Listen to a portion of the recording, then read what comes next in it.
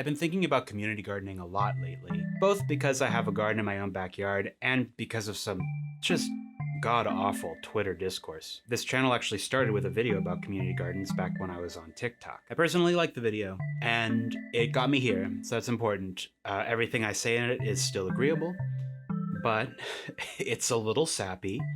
I wouldn't call it cringe, but I would like to share it with you here on my YouTube channel. This summer, my friend was granted a plot in a community garden in our neighborhood. It's just a 5-minute walk from my apartment. Community gardens are wonderful and can provide easy access to healthy food all summer long. But there will never be enough plots. And many gardeners use their land as a novelty, planting exotic produce or just flowers. The wait for one can take years, and it's often based on connections alone.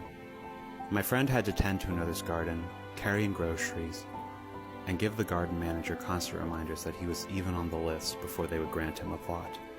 I am thankful that he shares it with me. It gives me a reason to walk through my neighborhood, even when it's 100 degrees outside. God, it is so hot outside. As an urban planner, I am always thinking about how land could be used. And I think of all the grass, all of the vacant areas, all of the places where gardens would thrive, and how this could reconnect city dwellers to the land. Okay, it's just a little bit cringe. I really loved being a part of that garden, but as a community garden, it was problematic. First, it was occupied entirely by rich people, except for me and my friend. A lot of them were growing lilies, just lilies. And the city where this garden was, there weren't a lot of other gardens available, so flowers seemed really inappropriate. Oh, and there was this woman. She ran the whole thing and had full control over who got a plot and who didn't. I moved away, but my friend is still gardening there, and a bunch of other people have left. But she didn't add any new people from the waiting list. She just gave the plots to 2 other gardeners that had been there for a while. In the summer I worked in that garden, I would say the community aspect was missing. But being a part of this garden and seeing how much I could grow and how much was being grown around me really got my wheels spinning. I think it's hard to understand gardening until you try it, and hopefully after this video you'll all want to try. Because at their best, community gardens are places of conviviality, places where people enjoy the company of others. I've met some of the most genuine, wonderful, and giving people in community gardens, and I think it comes with the territory. Community gardens require you to communicate and collaborate. Also, food. You can feed yourself, and it's really not that hard to grow a decent amount. You can really cut down your grocery bills by growing the things you use the most. In my case, herbs, chilies, and tomatoes. Community gardens are not always places to grow a political movement, but they have all of the groundwork to become centers of organizing against the state and corporate pressures. They can also play right into those pressures and speed up the gentrification machine. Let's talk about this apparent contradiction and see what we come up with. First, a little history. Part 1. The history of community garden policy. Community gardening is a product of capitalism. Sometimes it's a grassroots reaction to it, and sometimes it's the government's solution to a problem they've caused. Let's briefly go through the milestones in the history of community gardening policy. Each of the following were large-scale government policies that provided land, funding, or both for community gardens. We start with allotments in England, the first community gardens. They were a result of the mass starvation caused by the Industrial Revolution and started around the 1840s. City potato patches, which were first started in Detroit, followed the mass unemployment and hunger that swept the nation after capitalists overinvested in railroads and caused the Panic of 1893. War gardens came after the US decided to enter World War I and take a significant amount of US-produced food to Europe. Thrift gardens came about in the Great Depression after American agriculture collapsed. Victory gardens came during World War II when the Great Depression's unemployment and poverty was combined with war rationing. Everything changes after World War II. Suburbanization in the 50s, interstate highway construction in the 60s, and ultimately deindustrialization in the 70s led to the rapid depopulation of urban areas. Cities were left with acres on acres of abandoned buildings and vacant parcels. These buildings often fell into disrepair. This decay was intentional and caused by a combination of government and landowner inaction. The government, seeing their white and wealthy residents disappear, blamed the depopulation of cities and derelict conditions of neighborhoods mainly on the low-income, black, and immigrant populations that remained. Governments openly declared that they would not support these neighborhoods and actually planned for them to decline further. At the time, this policy was called planned shrinkage or benign neglect, but today we call it municipal disinvestment. The actual culprits causing the decline of urban quality of life were the landowners that allowed their buildings to crumble.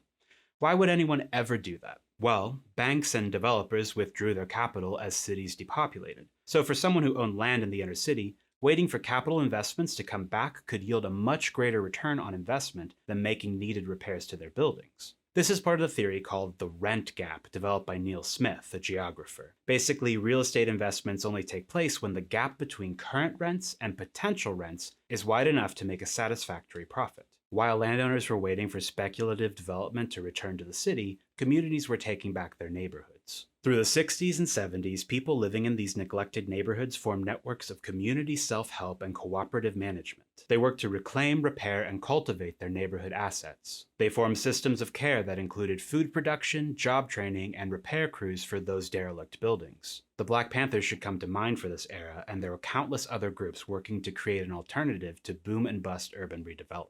I'll shift our story to Philadelphia, which, besides being where I live, is also probably the best example to use when discussing community gardening after World War II. Philly was hit hard by white flight and deindustrialization. Many properties were abandoned and many parcels were vacant. Philadelphians began to take over these lots, planting flower and vegetable gardens to beautify the neighborhood and create a supplemental food source. A community garden planted on land without agreement between the gardeners and the owners is called a squatter's garden, which are still common in Philly today. The growing garden movement attracted the attention of the Pennsylvania Horticultural Society, a nonprofit. The PHS started the Philadelphia Green Program in 1974. Through this program, the PHS would become one of the most important greening organizations in the country. The PHS organized gardeners and helped them gain access to land, usually public vacant land. They provided compost, fencing, and other materials to get these gardens started. Philadelphia would become a force for community gardens in 1977 when the U.S. Department of Agriculture included Philly in a 6-city demonstration called the Urban Gardening Program. This program was administered by Penn State's Philadelphia Extension. The program provided training, seeds, and technical assistance, complementing PHS's Green Program. Initially, Penn State only supported community gardens with legitimate land access claims, but eventually provided support to squatters' gardens as well. The garden program took off in Philadelphia largely due to a shift in demographics that began after World War II. Waves of Black Southerners, Puerto Ricans, and Vietnamese immigrants brought an interest in growing ethnically relevant foods within the city. Through the 80s, these groups, along with a steady influx of other Southeast Asian and Latin American immigrants, helped expand community garden coverage throughout the city. Unfortunately, this period didn't last. The gardeners in the 80s did not uniformly pass down an interest in gardening into the next generation. As gardeners retired, they weren't easily replaced. But the responsibility to pass down gardening knowledge isn't just between parent and child. A wave of policy decisions federally and locally further destroyed community gardening culture in Philadelphia. In 1996, under a Republican Congress and under a neoliberal president, the USDA's community gardening programs were defunded. By the year 2000, Penn State ended all financial support for community gardening in Philadelphia. The next blow to community gardening came in 1997. Seeking some quick cash for public schools, the city sold liens on tax-delinquent properties. A delinquent property is one where the owner has not paid a certain amount of their property taxes. A lien is a notice that the government is seeking a payment of those taxes. Philadelphia sold their claim of 30,000 liens to a private bank, today part of U.S. Bank. The idea was that the bank could more aggressively find the owners and collect taxes, but the bank didn't do this, and Philadelphia defaulted on a $46 million bond repayment. U.S. Bank continued to hold the liens and the ability to take these properties to auction at will. This meant that many of the lots the PHS were helping gardeners gain legal ownership of went under the control of a profit-seeking corporation. It also meant that squatters' gardens could be destroyed at any time if the bank sold the properties. When a private bank owns the lien to a property, little can be done with it until those debts are repaid, and those debts will continue to grow every year that the lien exists. Remember this story because we'll be revisiting it later. Next, the mayor of Philadelphia, John Street, began his gentrification project called the Neighborhood Transformation Initiative, or NTI.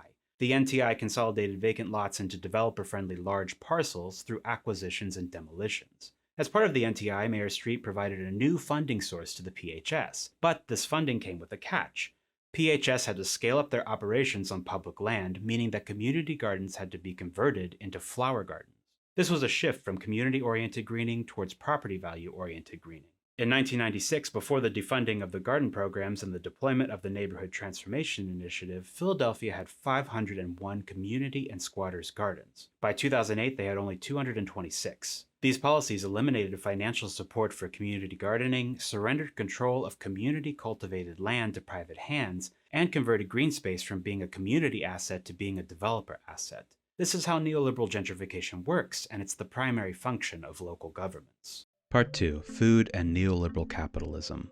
Neoliberal capitalism is the commercialization of everything, including social interaction. Most social spaces require payment for entry or a police to enforce a particular use. As social beings, we're essentially required to spend money because under a neoliberal regime, we're nothing more than consumers. Public space becomes a tool of consumerism through gentrification. As developers attempt to protect property values and increase the rent gap, they turn their focus to the quality of the public realm. With the assistance of the state, gentrifying forces bring increased policing, strict beautification, and general control over public space. This takeover of how public space is used can reinforce prejudices and animosities between different classes, races, and ethnicities, often preventing contact between these groups altogether. Developers don't like community gardens, not just in the sense that they want to develop on that land, but also that community gardens are not the sort of space they can capitalize. But it would be dishonest to say community gardens are completely antagonistic to gentrification. Community gardens can even accelerate gentrification. A Ferment study found that community gardens increase property values in their immediate surroundings, and this effect is even stronger in low-income neighborhoods. The labor that a community puts into cleaning up vacant lots and converting them into gardens can be captured by developers. This community-led investment can widen the rent gap, again meaning the difference between the rents that are being charged presently and the rents that could be charged potentially. This is typical of neoliberalism, which requires non-wage labor to advance its agenda. Neoliberalism enforces extreme individualism and seeks to destroy community-building activities. But one of neoliberalism's many contradictions is that it also requires communal behavior. A hallmark of this economic system is the imaginary budget shortfall, a claim that there's no funding for the public good. This forces communities to invest in themselves, to take on beautification and general maintenance. In doing so, neighborhoods may actually prime themselves for gentrification, rather than through government investments. Communalism, which is not the same thing as communism, is also required to lessen the impacts of our food system, which creates food deserts and food insecurity. Food deserts are areas where people cannot easily access healthy food regardless of income. Food insecurity is a condition of poverty that leads to periods of hunger. Naively, people will think, a grocery store will solve this, but grocery stores are not a public good. They're not concerned with hunger, they're concerned with profit. Grocery stores move into neighborhoods, offer low-wage dead-end jobs, squeeze out all of their small competitors, and manipulate the market to prevent competition. And like everything else, grocery stores are rapidly evolving into real estate vehicles. Some larger businesses like Ahold, which owns Stop & Shop and Giant, are buying up ideal locations for grocery stores to maintain a local monopoly. In some cases, they're writing covenants into their leases and deeds to make sure that no grocery store is allowed to operate on that land even after they sell it. Not to mention that grocery stores throw out 9.6 billion pounds of food per year, almost all of it still edible. Food deserts aren't natural, they're a market that a grocery store doesn't want to participate in. Community gardens are not a replacement for grocery stores, and this video is not about how we can make grocery stores more equitable. But for food insecure people or people who live in food deserts, community gardens can be a lifeline. When these community-led investments and systems of care are detached from the social, economic, political, and historical conditions that made them necessary, they serve to expand the neoliberal project. And through the gentrification process, those investments are captured and converted into something more profitable, while displacing the neighbors who made those investments. But how does this work? If these investments, like community gardens, murals, and even entire cultures, are able to attract gentrifying forces, why aren't they preserved after the process of gentrification? Part 3. Creating Empty Spaces. You may have heard people describe neoliberal policy, particularly gentrification, as colonialism or settler colonialism. I think when you hear this for the first time, you might be taken aback. You might get angry. And I get it, but I think this is a valuable framing that's also rooted in American history. So let's talk about it. The core actions of colonialism are displacement and dispossession. Displacement means to remove an existing group by force. Dispossession means to take the assets created by that existing group and remove that group's access to those assets. When we think of colonialism, we have striking visions of violence against indigenous people. We think of slavery. We think of the museum stealing cultural assets. We think of war. We think of rapid development. These things never stopped. They continue today, though perhaps out of sight of the middle class. The colonial project attempts to erase the existence of whoever occupied the land prior to its redevelopment. It looks at existing groups and says, you're not doing this right. You have to do this the way we tell you. Under colonialism, land that's being fully used is reclassified by the colonizer as empty. Rebecca Amato succinctly defines the relationship between colonialism and gentrification in her essay On Empty Spaces, Silence, and the Pause. She discusses the clean slate, which is the idea that anything already existing is not worth saving. that in order to accommodate growth, something else must be built in place of what's there now. Using New York City as the subject, she writes, "For those who clutter the current path of gentrification with demands to remain in their neighborhoods, save their churches, live in homes they can afford, preserve their gardens, shop at the local grocery, or simply enjoy a trip on the ferry without having to work themselves to a pulp to afford urban life, the problem in New York is not the inability to grow possible futures. It is the failure to imagine a kind of growth that also includes them." Amato's work establishes the concept of creating empty spaces. Governments and investors seek to create as much empty space as possible. Earlier we talked about Mayor Street consolidating parcels as part of a developer giveaway. That's creating an empty space. We talked about the Philly government selling those tax liens to the bank. That's creating an empty space. We talked about how landlords sat on empty, decaying properties for decades while waiting for the rent gap to widen. That's creating an empty space. But empty spaces can be more conceptual than physical as well. Amato notes that the first wave of gentrification in the 70s was rooted in aesthetics. A good example would be the Brownstones of Park Slope. These were beautiful buildings with good bones that had been converted to apartments. By the 1970s, the buildings were suffering from landlord neglect. They were also occupied by low-income renters. As investors, developers, and individuals became interested in Park Slope, these brownstones became empty spaces. Gentrification is a process, the bringing back to life of a once dying community. These neighborhoods were neighborhoods in which no one wanted to live 15 years ago, not even the poor.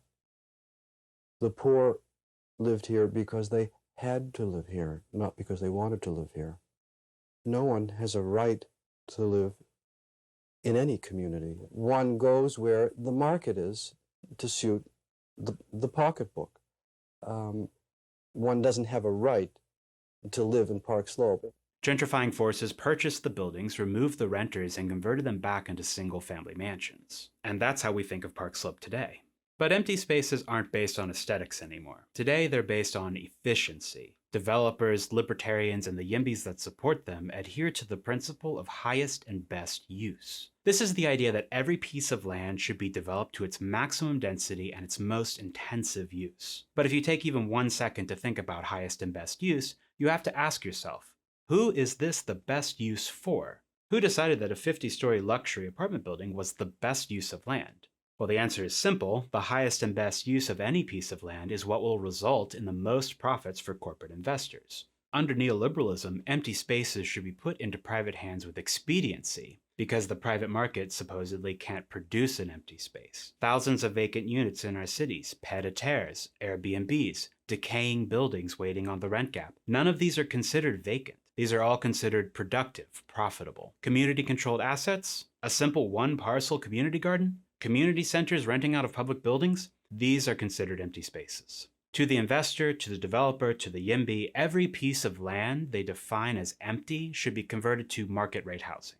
While these free market urbanists promise that building more will result in affordability, they're just playing into a scarcity narrative. Neoliberalism maintains its hegemony through this narrative. By removing systems that guarantee affordability like public and social housing, rent control, and vacancy taxes, we're left with nothing but a hope and a prayer that the private market will one day build so much housing that it will cause rents to fall. This ideology creates empty spaces out of productive buildings and public areas that has no logical endpoint. When the free market fails to deliver actual affordability, as it will continue to do, more land will be redefined as empty. Community garden? This should be a row house. Row house? This should be a 3-unit wall cup.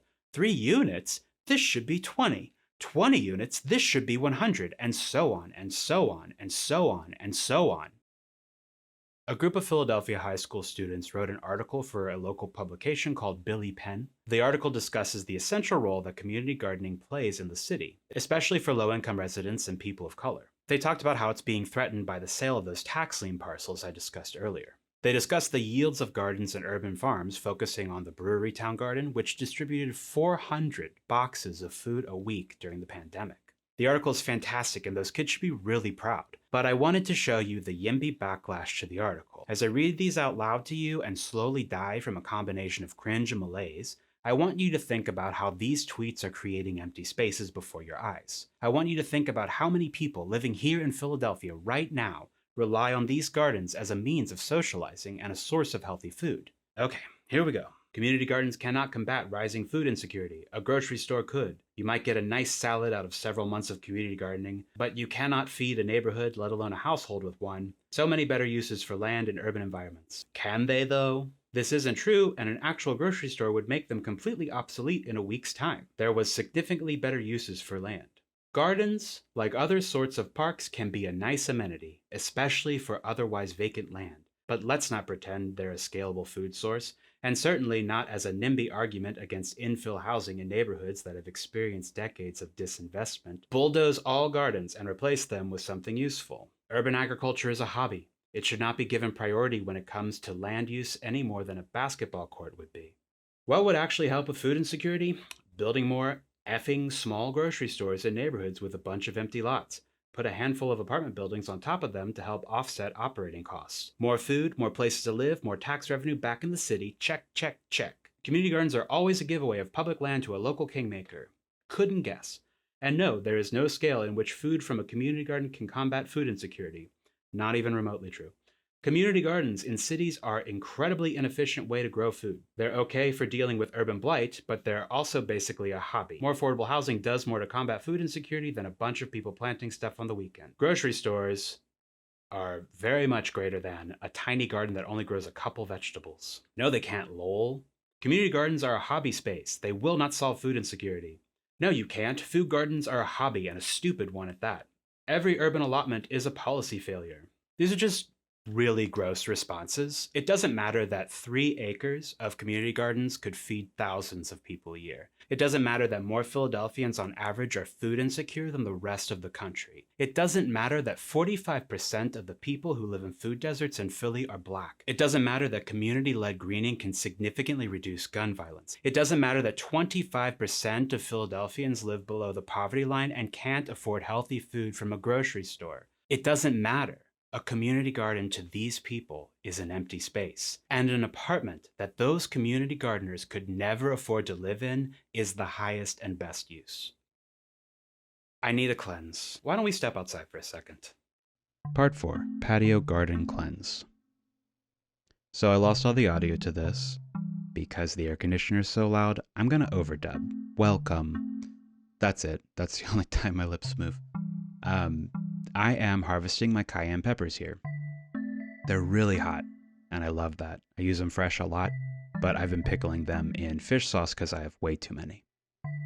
These are banana peppers, which the seed packets said jalapenos, and I am very disappointed because I grew so many. Here's my yield. Here are my short shorts.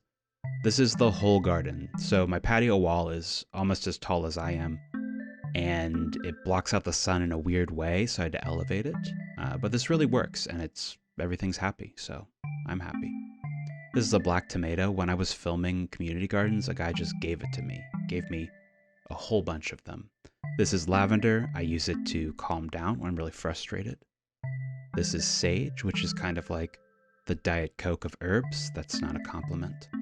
This is thyme, which I love, and I'm glad I grew it, but it's kind of a winter thing.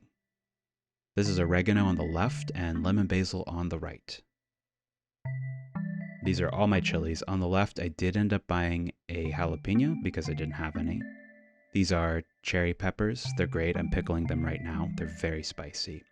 More banana peppers. I don't really even care for them that much, but I have so many. This is shiso or perilla, I think, but it doesn't taste like it, so the seeds also might be wrong.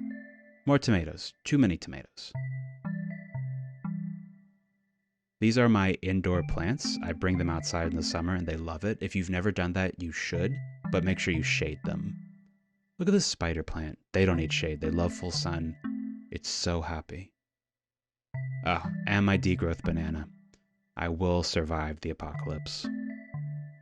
Part 5. Gardening can be a radical act. I'm hitting my boom mic here. Not sponsored. But someday. Okay, back to it. Earlier I said in 2008, Philly only had 226 gardens. I'm happy to report that today it has 400, almost back to pre-defunding numbers. And just recently, the city set aside $10 million to buy back those tax liens to protect community gardens and build affordable housing. There's growing demand for community gardens, and we love to see it. Neoliberalism is the dominant economic system on our planet, even though it's openly challenged from every side. Neoliberalism maintains hegemony through its narrative on scarcity. The ideology holds that all of our problems can be solved through an abundance of supply. But neoliberalism also destroys every alternative to the private market, thereby creating scarcity and forcing a single solution. This is where the build more ethos, the clean slate, and the creation of empty spaces intersect. The private market is not going to get us to food or housing abundance. It's just not profitable. Earlier, I discussed how community gardens play a role in preserving neoliberal capitalism. A contributor to this is the professionalization of community building. Community building used to be synonymous with resistance to capitalism, but over time, the nonprofit sector has taken on this role. Nonprofits do provide necessary services that neoliberal capitalism withholds, but they also leverage communitarian energy and extract free labor for the benefit of the state or the market. This can lead to a three-part realm, those parts being the state, the market, and the commons. The idea here is that having common ownership would reduce the power of the state and the market, insulating communities from their adverse effects. But under neoliberalism, the commons manifest through the creation of homogeneous communities. These communities defend their land from the imagined other. These are actual NIMBYs. Think of gated communities. Think of a private garden. A commons movement is meaningless unless it's built on anti-capitalism and egalitarianism. Community gardens have great potential as anti-capitalist commons. These are places where capitalism's conflicts and contradictions play out at a micro scale. Community gardens require communication and collaboration among many different people who have different goals and different skills. Community gardens can re-establish connections between people and nature. They de-alienate labor by connecting workers to the process of planning, growing, harvesting, distributing, and eating food. Community gardens can give people a sense of value and identity through productive work. These spaces are virtually free to occupy once set up and allow people who are often left out, the poor, immigrants, refugees, the disabled, and the mentally ill, to engage with nature and their neighbors. When community gardeners are aware of their role in creating an alternative to neoliberalism, they're engaging in what you could call critical urban gardening, political gardening, or radical gardening. This is the state and the market's worst fear, that people become aware of the false scarcity imposed by neoliberalism and then actively work to unite people against it. Radical gardeners want to take back their neighborhoods, not just for food production, but to create a thriving community. Radical gardeners have to prepare to resist gentrification efforts lest all their labor be dispossessed for developer profit. This is the best thing about radical gardening, that through the cultivation of space with your own community, you have the means to organize, educate, and mobilize. If you're feeling inspired to join a garden or create one, I'll leave you with some quick advice. First is that many cities have a database of potential gardening sites. You should search your city's website to see if they have anything available. If you do find a parcel of land ideal for gardening, but it isn't in your own neighborhood, you should definitely work with the neighbors there first before attempting to create a garden. Existing gardens may have a wait list that's over a year long. Get your name down as soon as you can. Ask the gardeners there if you can help out if you really do want to be a part of the garden. If you plan on squatting, make sure the site is abandoned. Consider a site that is out of public view.